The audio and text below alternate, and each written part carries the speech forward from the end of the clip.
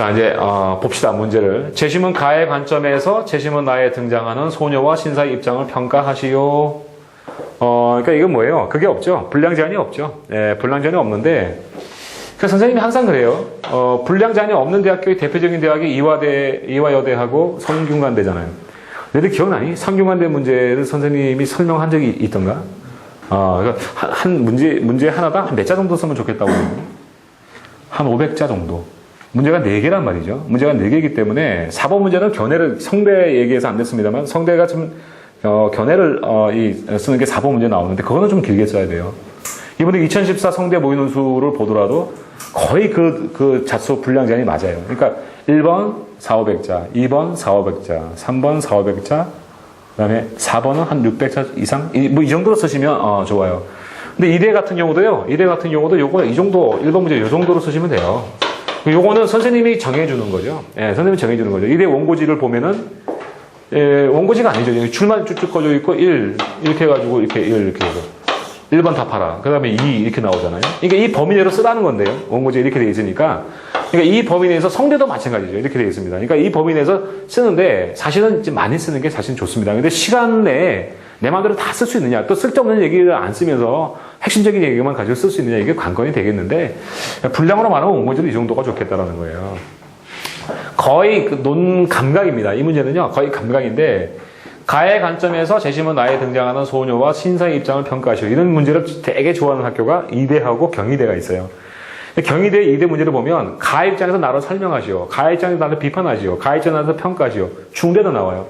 성대도 나와요. 이런 형태가 많이 나와요. 그러니까 요약하시오. 그 다음에 비교하시오. 차이점을 쓰시오. 뭐 공통점을, 유사점을 쓰시오. 예, 그 다음에 가에서 나를 설명하시오. 가에서 나를 평가하시오. 이런 패턴의 문제죠. 그러니까 요즘에 그 대학 문제는 재시문 간의 연관성이죠. 재시문의 연관성을 얼마큼 잘 파악했는가 이거를 평가하는 문제라고 이렇게 보시면 되겠어요. 뭐 고대 같은 경우도 뭡니까? 2, 3을 비교하고 이에 대한 자신의 견해를 쓰시오. 그죠? 그러니까 2, 3을 비교하지 못하면은 자신의 견해를 쓸 수 없는 그런 문제로 되겠다 보시면 되겠죠. 이것도 마찬가지입니다. 그러니까 이거 없다고 합시다. 재심은 가의 관점에서 없다고 그러고 재심은 나에 등장하는 소녀와 신사의 입장을 평가하시오. 이랬던 얘기는 어떻게 되겠습니까? 야, 소녀 너 그럼 되겠어? 혹은 야, 신사 너 그럼 되겠어? 그러면 돼요. 맞죠? 그렇지 않습니까? 자기가 이거 없다고 그러면은 그냥 교수가 뭡니까? 네 마음대로 평가 이런 얘기죠. 근데 또 얘기합니다만 거긴 관심이 없어요. 여러분들이 지금 소녀와 신사를 파악하는데 관심이, 그러니까 이 문제는요, 이거를 물어보는 문제예요. 이걸 알아야 돼요. 가의 관점을 물어보는 거예요. 뒤를 물어보는 게 아니에요. 사실은 뒤가 문제긴 한데, 이거를 모르면 쓸 수가 없어요. 그러니까 뭐뭐 입장에서 뭐뭐 하시오. 뭐뭐 입장에서 뭐뭐 하실 때는 뭐 앞에 있는 입장을 정확하게 이해를 해야 돼요. 그러니까 그 나오는 논리가 여기서 이렇게 죠. 그러니까 이런 얘기죠. 가의 관점으로 보면, 이 가의 관점 보면 소녀는 어떻고 신사는 어떻습니다. 이런 얘기잖아요. 그러니까 가의 관점이 소유에서는 어떻게 적용이 되고 신사에서는 어떻게 적용이 됩니다. 이런 얘기지, 그지? 그러니까 뭡니까? 소녀와 신사는 도구죠, 지금. 도구예요. 그러니까 이거를 제대로 파악했습니까? 이거를 물어보는 문제죠. 그러니까 그거를 파악을 하고 글을 써야 되는 거예요. 그 다음에 평가하죠. 평가시는 대부분 뭡니까? 타당합니까? 타당하지 않습니까? 타당합니다. 혹은 타당하지 않습니다. 뭐 그렇게 답하는 거예요. 예, 근데 우리 고대에서도 우리 논평하시오라는 문제가 나왔습니다만은 되게 이 평가하시오는 얘기는 옳다, 그러다. 예, 타당하다, 타당하지 않다, 좋다, 나쁘다, 뭐 이런 의미의, 이 단어 그 뜻이 맞긴 맞는데, 결국 뭡니까? 연결시키면 돼요. 예, 가의 관점에서, 가에는 어떤 그 관점이 이제, 니들 읽어보니까 관점이 몇 개 나와? 2개 나옵니다. 2개 나온다. 이거 2개 아닙니까? 그죠? 이게 두 개 연결시키면 돼요. 2014 모의논술 인문2로 보면 니들 기억날지 모르겠다. 인문2에 보니까 그거 나왔지. 무슨 모형 나오고, 그지? 모형 2개 나오고, 그거를 무슨 연결시키는 문제 나왔잖아요. 똑같은 거라고 생각하시면 되죠. 그죠? 예, 그렇게 생각하시면 돼요. 자, 그러면 이건 순서를 말씀을 드리면 뭐 했어야 되느냐. 가의 관점을 정리해 주는 건 잊지 마세요. 요거를 또 얘기합니다만, 가의 관점이라고 하는 거를 교수가 정리하라는 말을 안 했어요. 이를테면 이번 문제는 다를 요약하고 그랬지. 다를 요약하고 라와 대비하 이렇게 나왔지. 그럴 때는 반드시 해줘야 되는데, 여기는 가의 관점을 모두 요약하고 이런 말은 안 나왔어요. 하지만 내가 한다는 거예요. 근데 이럴 때는 길게 쓰면 안 돼요. 길게 쓰면 안 돼요. 그러니까 어디에 길게 써야 되는 거예요? 여기에 길게 써야 되는 거예요. 자, 이건 좀 간단히 하자. 네, 간단히 하고, 네, 그 다음 뭐니? 여기 보죠. 소비는 이제 소녀를 평가해야 되겠죠, 소녀. 예, 소녀를 평가하자. 소녀를 평가하자. 예, 당연히 그렇습니다. 바이 강합니다. 만약에 이제 이럴 수 있겠죠. 가의 관점이, 물론 이 제시문에 보니까 관점이 두 개 나오는데, 가의 초지간 흐르는 어떤 그 주장의 내용이 소녀의 행동과 부합한다 그러면 소녀는 타당한 거예요.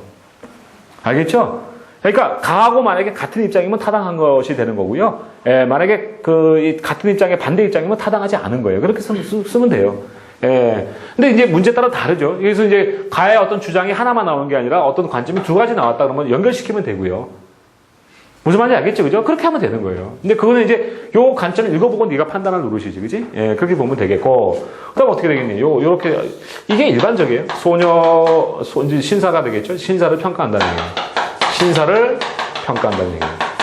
물론 뭡니까? 물론 바이가예요. 이게 중요하죠. 그래서 선생님은요, 요거 이제 요렇게 이제 추천하는데, 이 정도로 구성하라. 예, 2단락 구성. 그럼 뭡니까? 이렇게 하면 되는 거예요. 요건 나니까. 2단락을 쓴다면 이게 나니까 1단락은 가가 돼 있고 2단락이 나가 되는 거예요. 이해됐지, 그죠? 예, 그렇게 아무 문제가 없다라는 거죠. 예, 근데 이 문제 같은 경우는 나 같으면 이걸 추천하겠어요. 예, 3단락도 괜찮다는 거예요. 1, 2, 3 쓰는 거죠. 왜냐하면 소녀의 평가하고 순사를 평가하는 게 지금 다른 테마라고 할 수 있거든요. 그렇죠? 예, 그러니까 다르게 얘기를 해주는 것이죠. 예, 그러니까 잘 보면 우리 이제 고대 문제에서도 그렇게 나오지 않습니까? 예, 어떤 관점에서 이거를 논평하라 이렇게 나왔죠. 그러니까 그때는 뭡니까? 그 제시문 두 개를 각각 논평해 주는 게 좋잖아요. 근데 그 논평하는 내용이, 야, 하나 물어보자. 그러니까 소녀하고 신사가 지금 입장을 평가하는 게 지금 같으니 다르니. 이 같으면 문제가 성립이 안 되잖아. 그러니까, 그러면 다르다는 얘기는 뭐예요? 테마가 다르다는 얘기죠. 그러니까 나누는 게 좋다라는 거죠. 그죠? 예, 그러니까 이럴 때는 3단락이 좋다라는 거죠. 그렇다면 만약에 이 정도로 쓴다 그러면은, 뭐 사업일자 쓴다 그러면 뭡니까? 뭐 100, 200, 200 그래도 되고요. 뭐 150, 150, 150 그래도 되겠죠. 그죠? 그 정도 분량이 좋다. 물론 이제 그 시간이 1시간 반인데, 1시간 반에 이제 90분의 세 문제를 푸는데 내가 시간이 충분하고 내가 잘 쓴다. 더 자세히 써도 됩니다. 이게 분량 제한이 없으니까요. 근데 자수가 너무 적으면 안 된다는 거죠. 그러니까 선생님들 이제 그 첨삭을 할 때 느끼는 건데 학생들의 자수가 너무 개요처럼 적다. 근데 정확하게 짚었다. 이러면은요, 좀 불성실해 보여요. 아무래도 충분히 설명하지 않기 때문에 뭔가 좀 얘가 설명한 말이 좀 미흡한가라는 어떤 그런 오해를 불러일으킬 수 있다는 거죠. 그러니까 길면 길수록 좋은데 너무 시간을 많이 잡아먹으니까요.